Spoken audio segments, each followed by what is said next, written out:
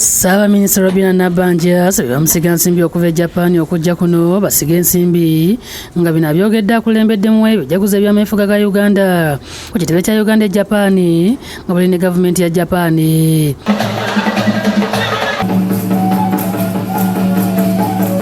Ku bijaguzo bino bategese n'omwoleso amawanga ag'enjawulo begolesezza ebikolebwa ewaago. Nabbanja ategeeza nti Uganda ne Japan balina enkolagana ennungi ezimbiddwa ku kwesigangana amazima n'okugabana ebirooto eby'enkulaakulana. We have all-weather roads. We intend to make we want to construct more roads, the railway, inland water transport, hydropower and renewable energy, oil and gas, and health, manufacturing pharmaceuticals. Ategeeza nti Uganda nsi yeeyagaza ng'erimu buli kimu esobozesa bamusigansimbi okujja kuno. Uganda is one of the most peaceful and secure countries in Africa. Number two, Uganda is the fastest growing economy.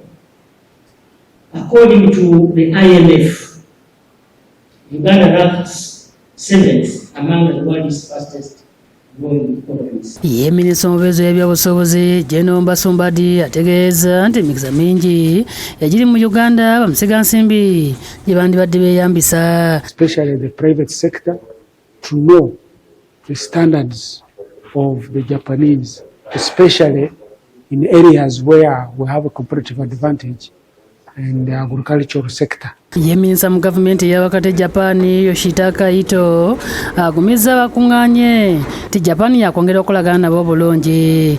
豊富な資源を有する国であるとともに、アフリカ最大の難民の受け入れ国として地域の平和と安定に貢献をする国でもあります。Yes, Kimomi alinda akulira ekitongole kya Uganda Free Zone Authority ategeeza nti Uganda egenda aganyulwa nnyo mu mwoleso guno. Involved in tours and travel, which are linking up with the Japanese companies to get Japanese into our market as tourists. And we anticipating to do a collaboration with a company that can do a combination of banana flour and beans flour. Oluvannyuma Ssaabaminisita alambudde emidaala gy'amawanga amalala okubadde Japan, Saudi Arabia, Rwanda, Kenya ne Mozambique. Mu ngeri y'emu Ssaabaminisita Nabbanja asinkanya minisita w'ensonga za kabinenti ewa Japan Yoshimasa Hayashi. Nabbanja atenderezza enkolagana eri wakati w'amawanga gombi Uganda ne Japan. I want to thank the government of Japan and you, our brothers, for the support that has been given to Uganda. We have been able to do a lot between Uganda and Japan. Like you talked about Toyota. Yoshimasa ategeeza nti Uganda ya mukisa olw'ebyo by'erina naddala obutonde ebigiyambye okukulaakulana ku misinde egyayiriiri.